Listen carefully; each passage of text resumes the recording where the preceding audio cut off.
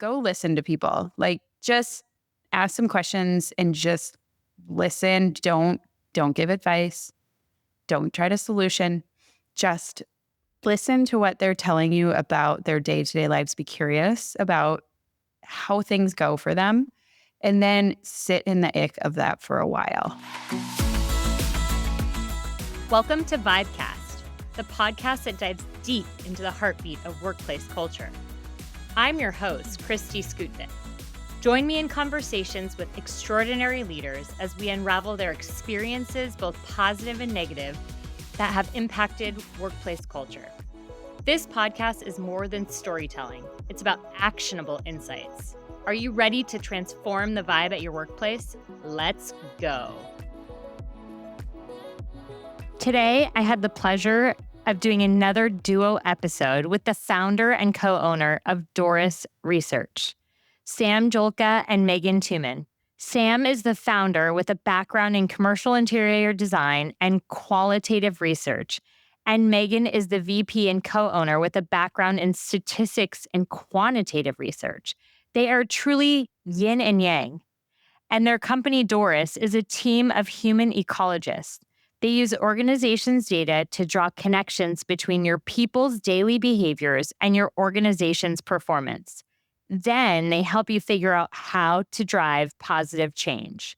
Listen in to the fun we had.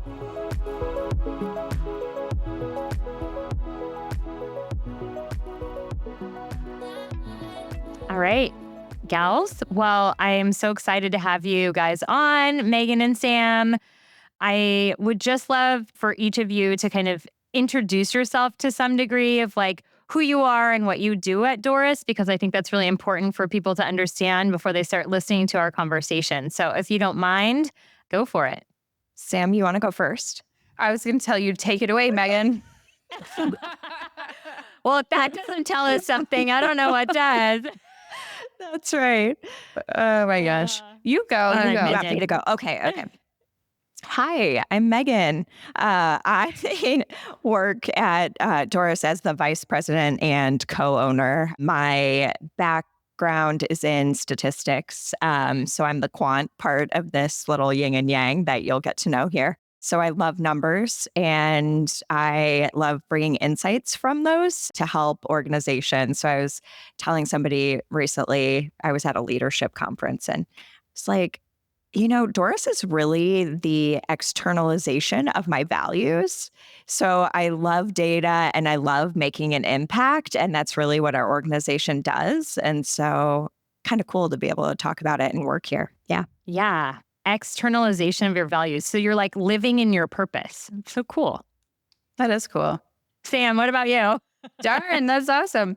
I'm Sam Julka, founder and president of Doris, which is the company that Meghan and I co-own and work for and with and all those things. Sometimes it sounds like we're talking about a third person, Doris. We do our intros. It's probably like a baby. Yeah, sometimes it feels like a baby, very needy. Sometimes it's up in the middle of the night. Yep. Owner, founder. I'm more of a qualitative researcher. So my master's degree is in design research, which is in a qualitative field. So I'm kind of the words or letters, I guess, to Meghan's numbers, which is a really great marriage to have in research because not a lot of folks have kind of both sides of that. A true yin and yang. You guys. Yes, it is. And I feel like each of us find a great deal of interest in the other's subject matter expertise, which is always kind of fun when I'm like, wait, that's not how averages work. And she, then explains. She gets like on the whiteboard and like 18 levels above my knowledge of math. Yeah. That's awesome. The most I know about statistics is the word statistics. And then you've lost me past that, honestly. I like to just say things like p-value. It's like, no, it's a thing, but I don't know what it means. You just throw that around sometimes. Yeah, it's just like, let me introduce you to Meghan. She'll talk to you about the details of your p-value. I'm like, wow, do we want to meet her? I don't know. I don't know that I want to talk about any p-values. Oh, that's good. Awesome. Well, I always like to ground the conversation in how the folks that I'm talking to define a vibe, because I just feel like that's so important for the rest of our conversation. So I don't know if you want to do it together, individually, whatever you choose. I would just love to hear, your definition of a vibe. Count us 3. Just kidding. You guys rehearse this before. After every question, we're going to do... We should just shout. Yeah, We need to have like a Jeopardy button. that's right. Plus in. Who rings in first? Defining a vibe. I was thinking about this a little bit ahead of time. We probably, if I'm thinking about defining a vibe, I probably think about it how I would think more academically about how I would define the word culture, maybe. I think of culture as, the values, behaviors, and beliefs of a group of people that are sort of convening somewhere together, whether that's a workplace, a community center, probably a family, all different third places where people might be. I think how are they behaving? Are they loud? Are they quiet? Are they, seated and focused? Are they jumping around? What do they value? Do they value coffee? Do they value laughter? What sorts of things does that group of people either value or discourage? And then maybe what do they believe in? They believe that ping pong is the only way to solve all problems. Trying to understand those 3 things to me, or knowing what maybe they are, is where you might find a vibe, which is such a fun word now, I think, and is used so often to describe things, It really is used often. I see it like on the Celsius can and on a billboard, right? So it's everywhere. Meghan, what about you? Yeah, I was actually thinking the exact same thing as Sam. It's this idea of culture that we are working in so often now, where people are saying, come back to the office to build culture and to build community. And it's not something that you can always measure, but we're circling around it, right? And it changes depending on, sometimes it's the mood in the room and you're like, ooh, I'm picking up on weird vibes, which is very behavioral, right? And it's reading people's emotions and facial expressions versus, I think a lot of times our clients are trying to create a vibe with their space. We want this to be a relaxed space. We want this to be fun. But unless you have the behaviors that match with it, you can't create a vibe without the people portion of it, right? So it's like this almost, you can't define it always, but you're like, ooh, I feel relaxed in this environment. Or, oh, we had really great vibes when we had that conversation, right? We just couldn't stop talking. And a lot of times after I have a cool meeting, I'll be like, oh, I'm so energized after that, right? Intellectually energized or whatever it is. So I feel like it morphs, vibes morph depending on where you're at. I love the way that you thought about, which I didn't think about this, but like, you can feel the vibe of the room. Like I can usually tell when I walk into the office if you're having a good morning or a bad morning, kind of. And I think about, ooh, what's Meghan's vibe today, right? Oh no. Or you probably feel the same way about me or other people anybody that you're kind of. Yes, totally. And I think that academically, like you said, I would maybe describe somebody who can pick that up maybe quicker or faster than others as like a person who's an empath or deals with a lot of empathy in their day-to-day interactions. Like even with my children, some of them I feel like are more empathic than others, or I know there's people in my lives. But it's an interesting way to think about just saying, oh, you pick up on the vibes of people. Like that's probably a more reachable way to try to explain somebody who's able to empathetically understand something. It's weird how like people's energy can kind of radiate, right? So like you can walk into a room and feel like the radiated energy of people without even talking to them. And I think in like this remote world that we're in a lot of the time, it's like what we miss because you feel the energy sort of, right? Like if somebody's excited or they have a smile on their face or whatever, right? But you don't like feel the radiated energy around them and like, or the chaos that's like next to me right now. You don't know that it's there because you can't see it. It's so interesting. And then you mentioned your kids. My 9-year-old So I have a 99-and-a-half-year-old grandmother, and she is not doing very well. And so I told my 9-year-old last night. I told all my kids, but I told my 9-year-old specifically. And she goes to bed and she comes in my room. Okay, my grandma was 90 when she was born. And so she didn't really know her, right? But she is sobbing because she feels like the energy in our house. She feels the energy from relatives, right? And so it's so interesting that you say that if you are more of an empath, which she definitely is, you probably pick up on the energy much more intensely, like intensity level. I think empathy, from my academic understanding of it, is who you feel with instead of for. Like sympathy is when you feel for somebody, but empathy is when you feel with. And so it just kind of pours out of it. These people that are, higher on the continuum of empathetic. I've had many conversations with folks who've talked about how much they miss the energy, and that it's scientifically proven. We've put out like an 8-foot radius of energy into the world. That's legit. It's very real, but we can't do it virtually. We can't feel energy virtually. We can only feel it together. It's probably something that AI can't. AI can't do that, right? It will have a very hard time picking up and understanding what we're calling today a vibe. That humans have this sort of, we almost can't even describe it in words what it is, but we can all do it, some of us better than others. I was thinking about that electronic version, or, Kristi, we haven't met in person, but I feel like we vibe, right? When we first met. And so I was thinking about one of our clients that when we get on with them, one in specific always calls me out for like nodding and smiling and like over animating my emotions. But it's because I'm trying to manufacture the vibe of what I would want that relationship to be like in person. I want them to know I'm engaged. I'm not reading email. I'm not checking other things. Like I am here with you. I'm listening to you actively and I'm not distracted. And so I think about very intentionally, probably because I am a little bit of an empath and I need it as well. But this, like, it's almost exaggerated when I'm on a call where I'm like, oh, yeah, it is great. It's good to see you. Yes, I'm paying attention. I'm muted, but I'm still here nodding. So it's like, how do you interpersonally create vibes when we physically can't be together?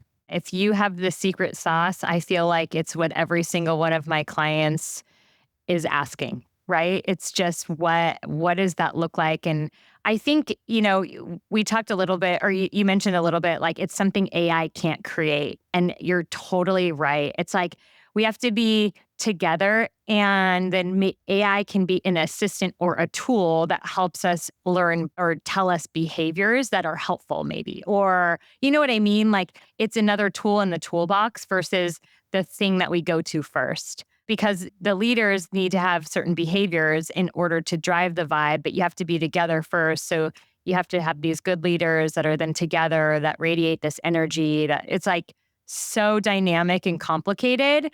It's fascinating. I had a company I had worked for previously many, many years ago, and we always would say we could tell if the owner of the company, it was a very large company, maybe 50 or less employees, we could tell if he was in the building or not, even if we couldn't see him. Oh, wow. You could just feel the energy. It was just different. And so, think about that. That's powerful. It's hugely powerful. Okay, Sam, what impact did that have on you or your coworkers? Or because that is a big deal. Did you sit up straighter? Yeah. He was jovial. So but I suppose, I'm sure many people could think about this. I could think about other places I've worked where when the owner or the boss or whomever was in the building, it was a little bit more threatening. In this situation, I think it almost was like you felt like you were energized more, like you were excited, you wanted to be excited about doing your work kind of thing. Like you knew the mission. And I think about that business that I worked at when I was pretty fresh out of undergraduate. And I was kind of learning how to operate in a business. And I think it was helpful because I spent a lot of time in the office itself. And so I could feel that energy, right? If he would walk by your desk, he would say something jokingly like, oh, you all aren't just goofing around, right? You're doing your work, or whatever. And he was saying it jokingly, but, he's still the owner. And so you kind of think about those sort of things. But as we got further into the pandemic, so this was 20 years ago that I was doing this work. And now we're talking about relationships that people need to have, and, that we're now trying to manufacture a little bit more than we ever have before.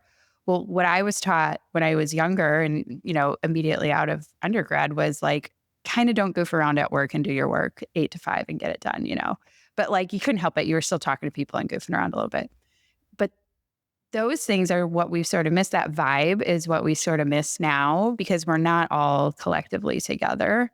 And I think it's something that's interesting in how do leaders nowadays, what is their energy like when they're in, and or if they can't be in, if we're all like this, and how do we affect and help maybe younger people build those relationships? Yeah, you're right. I mean, I met so many people early on in my career just from being in the office and just from like, oh, I haven't seen you in so long. Like, what have you been up to? And just those conversations where now it's like, it's not weird to not see someone for a while because you're not all in the same space. So if you don't have a reason to get on a call with them, most people don't just pick up the phone. It's the wildest thing. There are very few people I talk to on the phone. I've got to be honest. Like very, very few. I think there's maybe 4. I'm probably like taking up 2 of that. I love talking on the phone. I know you do. I'm in my car a lot, kind of carting my kids around. So like phone calls are my jam. But I do have a friend who's like, don't call me. Like, can you please just text me? Like, unless it's an emergency, like just don't call me. We'll see each other in person or we'll just text. Like, it's all good. But I'm with you, Sam. I do enjoy talking on the phone, which is probably why I started a podcast too. So I could just talk some more. Like, I need a chat. I need to get some words out. All right. So tell me how you guys came to the place that you're at today. Like a little bit about your personal journey and some defining moments that brought you to where you are today. And Meghan, I'll point on you to go first. Oh, me first. Okay. Well, it was a cold day no, not really. I was born in July, so it was probably hot. And it's like, it could have been cold. It couldn't have been cold. No.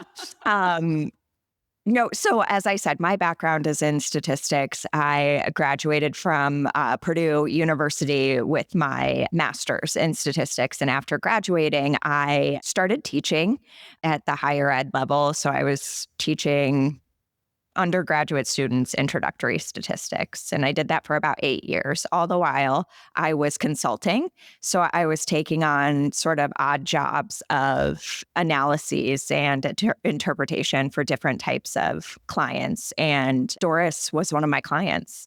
So, oh, wow. Yeah. So through kind of connections, I was connected with Sam and they were starting their quantitative leg of data collection and analyses. And I helped for a few years just on that consulting basis.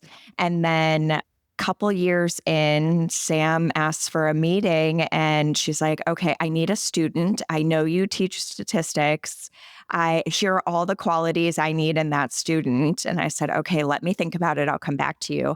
And I went home and I was talking to my husband and I was like, I think I want to be that person. I think that I think it's me. Yeah. And so I'm pretty sure I asked for another meeting with you, Sam. And I'm pretty sure that was the conversation. I sat down and I was like, so I think I want it to be me. I don't want to look for a student. I think I want to work for you. It was like having an AAU basketball team that you put together. And then Michael Jordan was like, I think I want to be on your team. Oh, that's so awesome. We were like, well, we were just looking for someone in 3rd grade, but like, that's cool. That is what it was like. Oh, that's really nice. So yeah, that started it. And Sam was like, well, okay, let's do this. Amazing. Sam, how did you, what happened in your life or what was your defining moment that you were like, I'm going to start this thing because this is that important to me that I impact organizations in the way in which I do? Well, so my undergrad was interior design, and I practiced commercially for maybe 5 years or so. And I liked it. I am an introvert, so I liked kind of just sitting behind my computer and drawing. That was kind of like heaven for a few years. But then I started to realize that the process didn't really make sense to me. So we would spend a lot of time talking to maybe, the C-suite or a few managers when we were doing these big commercial projects. And I was lowly on the totem pole. So, I'm redlining and doing, and I'm by no means coming up with these, big grand ideas. But just watching how they were executed, I thought, my goodness, like we are really not doing a very good job of figuring out what everyday people within these organizations needs to be successful. And so it kind of bothered me, I suppose, how it was done. I always say if I win the lottery, I would go to school full time. Like I would just stop working and just go audit classes. I don't want to take the tests, to be clear, but like I just want to go learn. So I had, kind of had these thoughts, and then went to graduate school and learned about design research and design thinking. And I was learning how you can be more inclusive in research and be more engaging. And it's just kind of a good, kind of perfect storm of thinking this wasn't maybe done the right way, and then learning something that maybe could change the way that this goes. I mean, that was sort of the defining moment, was those two pieces sort of locking together. Okay, so then you launched this child, you birthed this child, Doris, right? Who has like Doris seems like it could be a person. So Yeah. Well, so Doris was my grandmother who lived to be 98, actually. We were talking about grandmas. Oh, wow. Yeah. Isn't that incredible? So you launched Doris and you're like, okay, I'm doing this. And you have your first client or two. And how did you recognize that this was like something people wanted and a problem you were solving for? Because you knew in your interior design career, it's just like you're kind of doing it the wrong way or not to make an impact. Yeah. Well, I didn't know. It was just a total risk. But I didn't have anything. I didn't have children at the time when I had started the business. And Doris we knew that people were at the center of everything we did. We wanted to name the business after a person. But I am a design researcher. So Doris is design-oriented research for impactful solutions. It's an acronym at the end of the day, but it's still my grandma. So I didn't know. So first few projects were pro bono. It was just like our very first project was with the Children's Museum of Indianapolis. Here's, I think, when I knew this was a thing. So I had done a thesis paper on this in graduate school, but it wasn't, it was a thesis project. So you're kind of testing stuff. You're not a consultant. You're just trying to figure out if the process and methods work. So did that. And then first real Doris project was with the Children's Museum. And they had been stuck. The CEO had told the chief legal counsel, hey, it's your job to redo the administrative office because board members are coming in and it looks like the 1970s in here. And they're telling me it's embarrassing. Like, we cannot expect it's that we have the world's largest children's museum here in Indianapolis. It's pretty extraordinary. It's very cool. And these people are geniuses that work there, and they just needed to be honored with something a little better.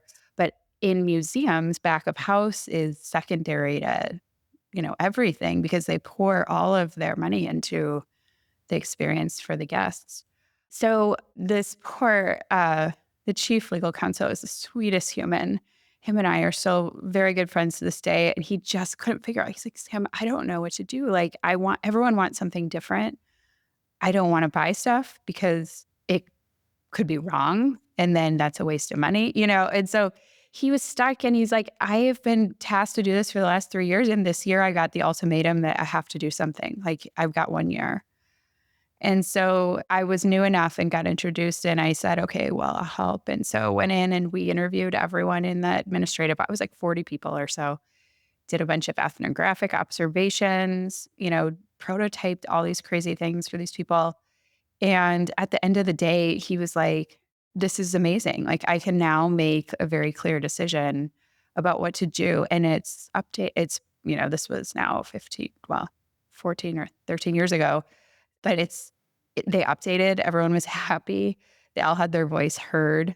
They didn't all get exactly what they wanted, but they got something that was effective and was helping. And so I think that was sort of the defining moment of, yeah, this actually is meaningful and this will change people's lives, hopefully for the better, if we can expand and keep doing this. So how do you then incorporate what Meghan's doing into that, right? Because I think that probably predates some of the quant stuff, right? It does, yeah. So I was operating fully qualitatively because that's how I was in unit of one at this point, right? I didn't have people that were working with me. But we started to get asked quantitative questions. Well, how often are people using that conference room? Well, I don't know. Well, how are you going to figure that out? Does it matter? I know, because that's important. Like, should we have them or not? Like, are they using them? And so I started to cobble together something that was so qualitative.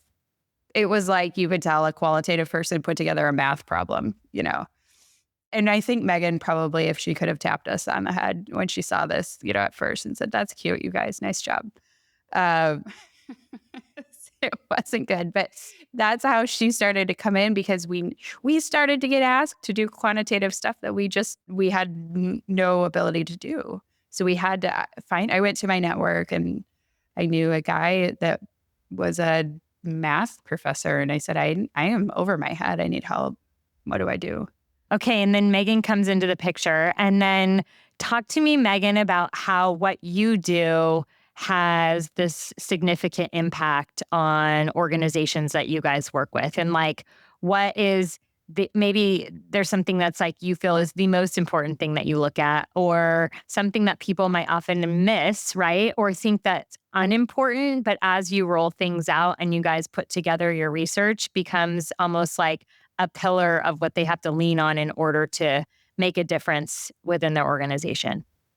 Yeah, so I'm actually going to steal one of Sam's lines and say that data is a commodity unless you can pull an insight from it. And so I think that's ultimately where the power of Doris comes in, because the quant without the qual leaves you with a lot of why questions. Oh, they're using that conference room a lot. Why? They don't like that desk. Why? It leaves you can see numerically what's happening, but you don't necessarily have the understanding. And if you don't have the understanding, then it's much harder to make a decision from that data. So I think there's a lot of comfort in leadership with quant and seeing numbers and values. And I think the power in the qual is being able to uphold both together and create a full story and a full insight from which you can make decisions. Because oftentimes we'll find a paradox, or we'll be vetting assumptions and we'll say, oh, it's not really this, it's that. And so I think that's ultimately the power of what Doris does versus what other organizations may do, is that we really, really dive deeply and we care about the voice of the people. So we're going to talk to people. We listen very actively and we make sure that we're collecting data that meets people where they are and is truly representative of their experience. That is so true. You probably I'm sure there's people that present data only and then they feel like they're talking to their 3-year-old, right? It's like, why? But you're so right. That would be naturally my next question is well, why does the data show that? Well, why does it? Is it because the conference room, that door is always open, or it's the closest one to where the most people sit? Or, I would, yes, that is so true. The natural next question is why?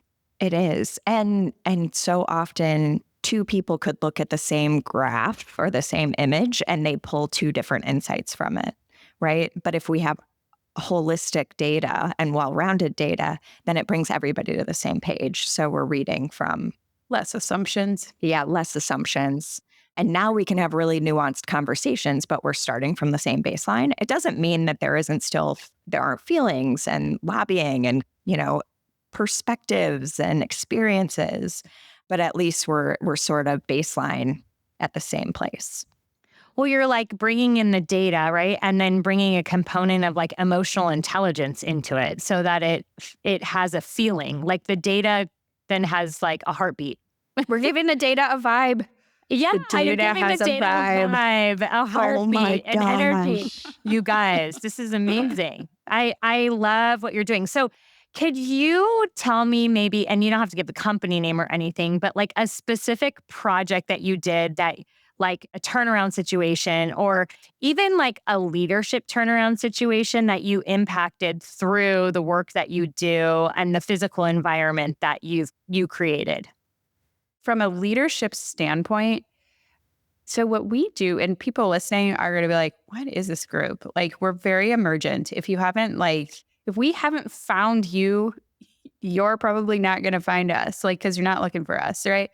And so usually by the end of we make leaders very uncomfortable in the middle of our projects because we tell them all their challenges, things that are struggles, and they don't love that. Naturally, they want to solve them. By the end, we start to define criteria for what solutions might look like. And a lot of times we will hear at the end of a project from a group of leaders that they are shocked at how aligned they are and that they didn't realize that the biggest value they were going to get out of, having all this research and data presented to them in the way that we do it was that they would be aligned as a leadership team and ready to take action immediately. That's a big deal. And so we hear that quite often, like, oh my gosh, this is so thoroughly vetted that it's like not even a question as to what we need to do next. And we'll hear so I'll tell you one very concrete story that is associated with one very concrete insight. And our insights aren't usually exactly like this, but there's a manufacturer and they manufactured food, and we were helping them with a manufacturing site that they'd kind of purchased, and we're taking all these folks who worked for a different organization, under this new organization. They'd acquired it, and they treated people very differently than the previous organization. And they were trying to figure out kind of how to update the common areas when these folks came off of the lines that they were working on. And one of the data points is pretty simple. It was like, you've got 350 people coming off these lines, and they come in and you've got 4 microwaves in the break room and 2 of them don't even work.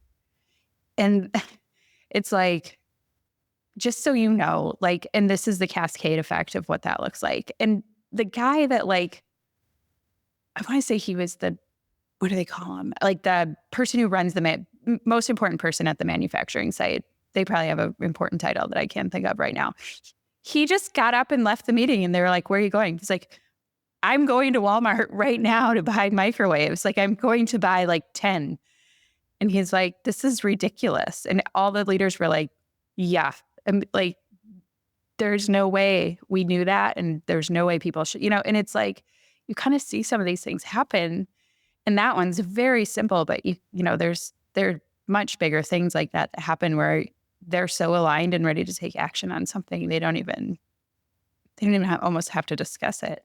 It's so interesting how simple that can be, right? And for some reason, like if it were our own house, we would notice that something wasn't working because it's within like our daily workflow or but it's so fascinating to me how simple these solutions can be. And sometimes I'm sure you guys feel this way too. And in my consulting practice, I'm delivering something and I'm like, they're paying me to deliver this, but this seems so simple. But yet when they're in it, they can't see it or they don't feel it or their workflow is different than their people's workflow. But when I'm asked, it's like, well, we can't give raises. What else do we do? It's like, just walk in the shoes of your people for a day and see what their challenges are. And do they need another microwave? Amazing. Yeah, simple. Simple is smart. And Meghan, you would talk about this for a long time, but we strive to make these very complicated concepts incredibly simple so they're easy to act on. And then you boil them so far down, and you're like, wow, this seems really simple. But it's takes a lot to get to the point where we can make it really simple. Totally, totally. But that way people don't walk away with all this research and think, okay, this is just going to sit on the shelf. Yeah. Cause like now what, or do I need to get a committee together? Or I need to go ask for a big budget somewhere, or I need to do X, Y, and Z. Like they just overdo it in their head. So then they take no action, which then is just worse. Right. That's so crazy. Okay. So I have this burning question too, like post pandemic, because you have been at this for a long time, right? But this is like new territory. So not everybody's in office, although I think what I'm seeing is a growing trend for like the desire to be back in office. So at first it was like, oh, I don't want it. Don't force me. Don't make me. And now people are like, hey, we'd love to come back in. What do you think about that? Do we even have a space anymore? What does it look like? So what are you seeing as kind of an emerging trend within your industry and the work that you're doing in the physical space or in the quantitative research that you're doing coming at post-pandemic? I think we were really primed for the pandemic. It kind of put us on the map in a way because prior to, and Sam, tell me if I'm wrong on this, but prior to, I think leaders didn't really know what we did or know how to leverage, but now they kind of know what they don't know.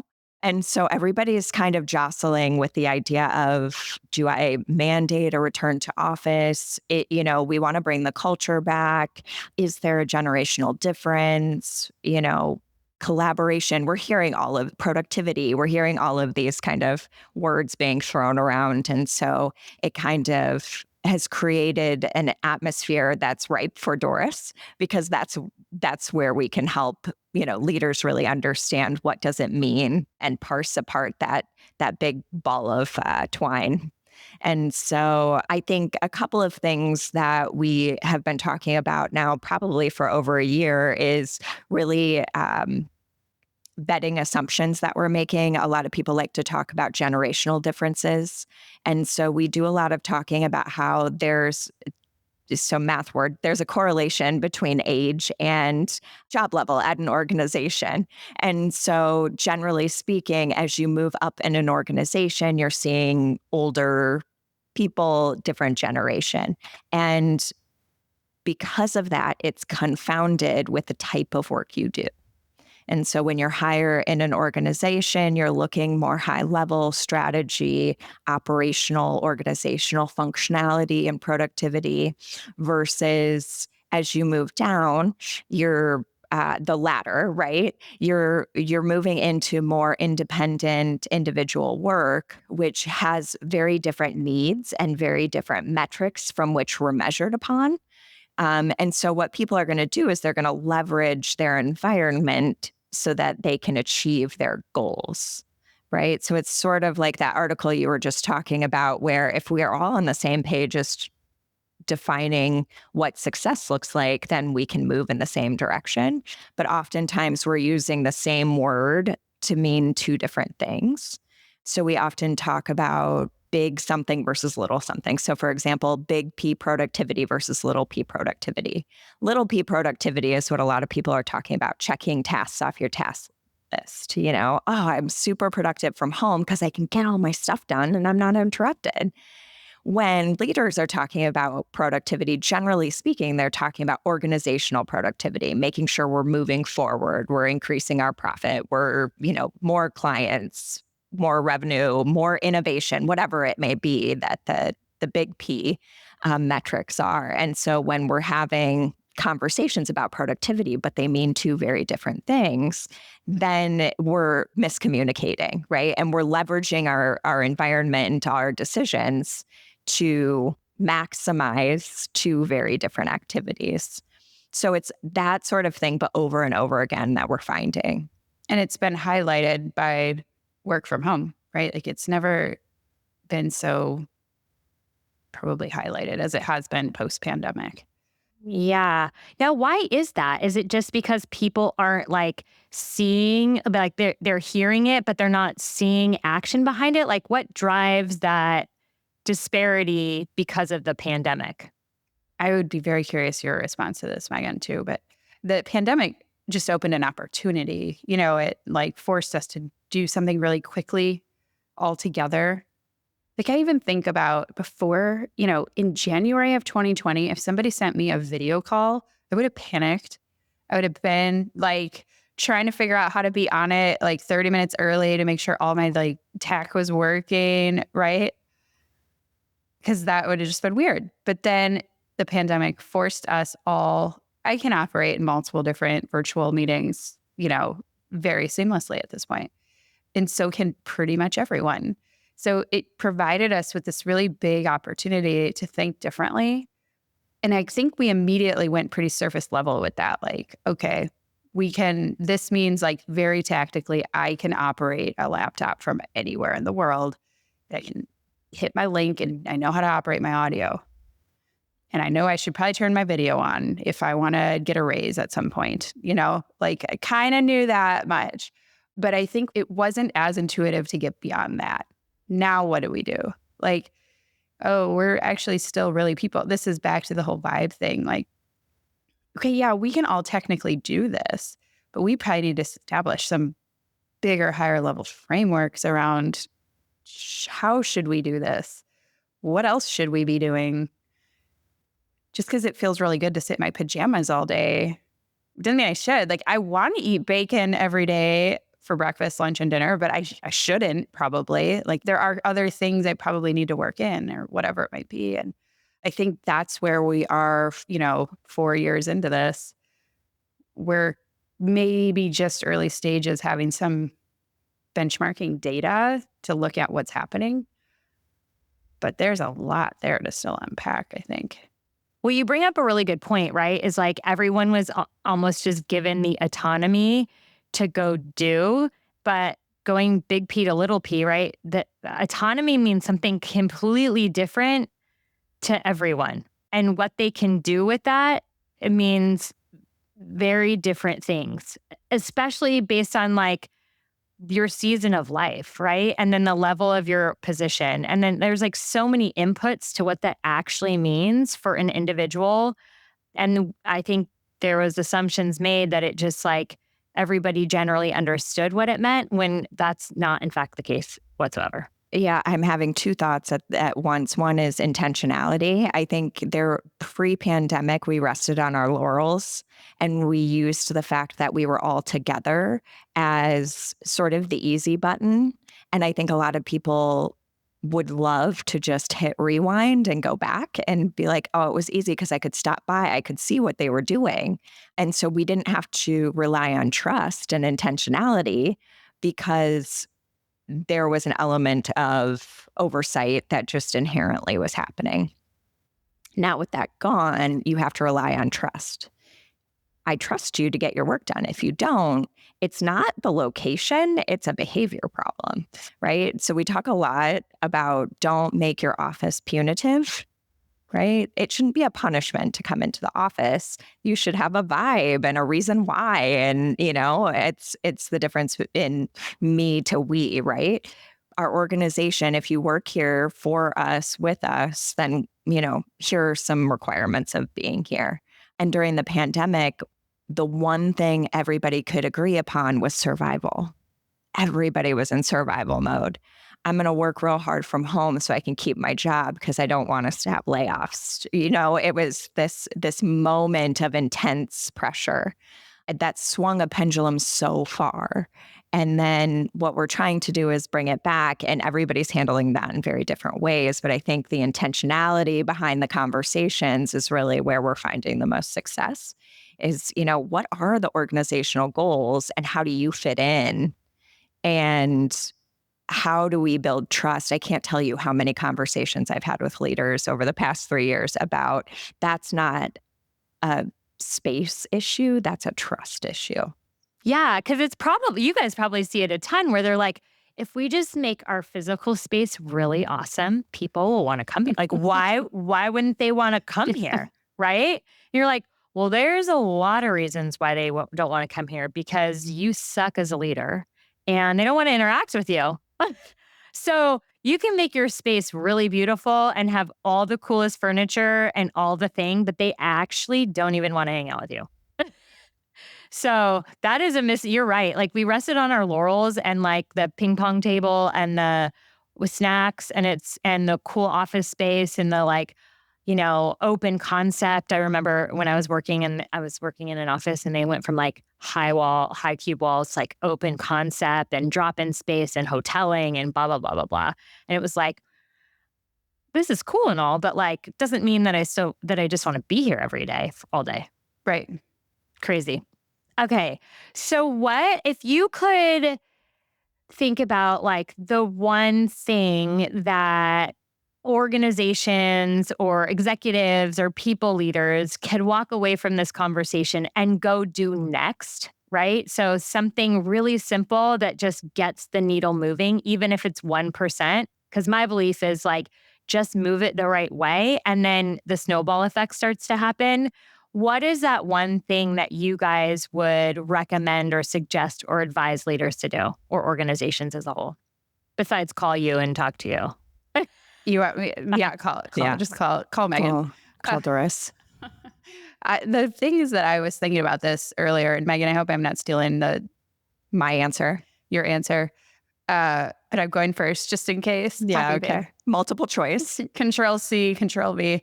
Yeah, exactly. Well, I think if there's one thing you could do, and it's like I'm going to have a two-part answer. So go listen to people. Like, just ask some questions and just listen. Don't give advice. Don't try to solution. Just listen to what they're telling you about their day-to-day lives. Be curious about how things go for them. And then sit in the ick of that for a while. Maybe document it somewhere. So like, this is the part where leaders don't love when we show up and we sit in the ick with them and we say, here are the challenges, and we don't have solutions to these yet. I would practice that. Like, just let something be a challenge. Don't solve it. Wait, just sit on it, maybe document it, maybe show it to other people, maybe get their solutions, but sit in that. That would be my... Sit in the ick. Oh my gosh, I love that. Is that something you guys talk about a lot? Do we talk about that? Did I steal that? I'm sure I stole that from somebody. It's probably like... I don't know, but I do know that we tell leaders a lot. It's going to be uncomfortable, but we're going to be here with you. Not solving yet. Sit in the ick. Yeah. The curiosity was going to be my answer as well. Be curious, and not curious for performative sake, right? Don't, send a survey to say that we heard your voice, but truly listen and engage and hear the different perspectives so that the solution is at least vetted, right? Vet your assumptions. And it doesn't necessarily mean that you're setting expectations to a level that you don't want to set them to. Just because you ask a question doesn't mean that you have to provide the answer, but in asking the question is really powerful. So if there's one question leaders can start with, right, to just start that conversation, is there one in particular that like is your go-to? Or obviously I don't want to give away all your secrets, but what, like, just to get things started, right? Because there are leaders out there that I coach all the time and they're like, I can really ask that, or are you sure I can say that? Or like, gosh, I wish I would have thought of that. That seems so simple. So is there anyone in particular that like gets the ball rolling?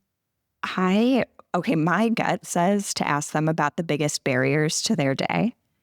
What's the biggest barrier to you? And you probably don't want those answers because you're going to feel like you have to fix it immediately. But I think in learning those barriers, you might learn, I could make an impact and it doesn't have to be monetary. Or, the beer keg is not the thing that's going to impact the vibe. But if I do something else, I think you can really start to tell how you can make an impact on people's lives in different ways if you can understand the barriers. I don't get to do the research as much anymore, but I think, Meghan, correct me if I'm wrong, when y'all start interviews with people, do you not ask them how kind of they are doing that particular day at that particular moment? I don't know how you ask it. What's the question? It's kind of about the vibe. It's like, how are you? How's your energy today? How are you doing?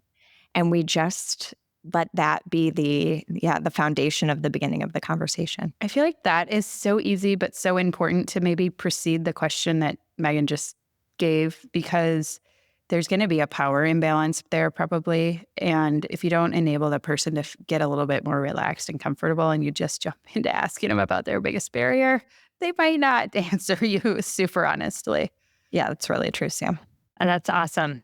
Yeah, like let their guard down a little bit so they know that it's like safe and they can trust them. Maybe it's like building the trust and then getting the information about their biggest barrier. Those are great. Awesome. Well, thank you guys so much. Like, I am so intrigued by the work that you're doing. I just think it's so powerful because it answers the question of why. And that is just, I don't remember exactly how you put it, Meghan, but like, you have to have insights with the data, and without it, I don't know, you said it so eloquently, but anyways, it's just like so profound. So you can answer the question why. It's like a light bulb went off. I'm mind blown. Oh, well, thank you for having us. This has been great. Thank you for joining me and for all of your wisdom and just progressive thought, I would say, and what's shaping the workplace of the future. So thank you. Thank you. Thanks, Kristi.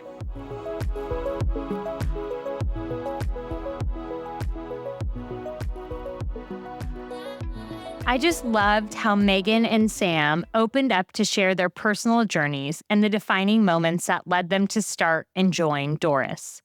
It's so fascinating to hear about the integration of qualitative and quantitative research in understanding workplace dynamics and improving organizational performance.